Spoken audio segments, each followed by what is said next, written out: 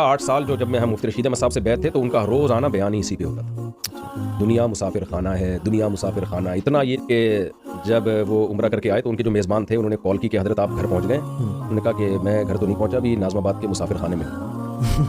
میں کہا شاید کہیں اس پہ کیا ہوا ہوگا. اگلے دن کال کی، حضرت گھر پہنچ گئے آپ؟ کہتے ہیں میں ناظم آباد کے مسافر خانے میں. 3-4 دفعہ جب زیادہ ہو گیا اس نے کہا حضرت گھر کیوں نہیں جا رہے؟ انہوں نے کہا گھر تو بھائی خبر ہے، یہ ہمارا مسافر خانہ ہی ہے جس میں میں رہ رہا ہوں، جس کو آپ میرا گھر کہہ رہے ہو. یعنی وہ گھر میں تھے لیکن اس کو کہتے ہیں مسافر خانہ ہی.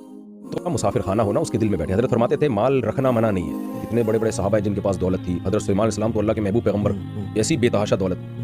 دولت پہ سوار ہو، دولت کو اپنے اوپر سوار مت کرو. تو یہ پھر شہرت میں انسان اپنی اوقات بھول جاتا ہے. اپنے کو ملتی ہے یہ دنیا مسافر خانہ ہے، اس سے دل نہیں لگانا. یہ شہرت وہ سب. میں حضرت مفتی تقی صاحب کی زیارت کے لیے گیا تھا چند مہینے پہلے، تو حضرت کی زیارت ہوئی. حضرت نے اللہ حضرت کی عمر میں برکت دے، بہت عزت دی، محبت دی حضرت نے. تو حضرت نے یہی نصیحت کی کہ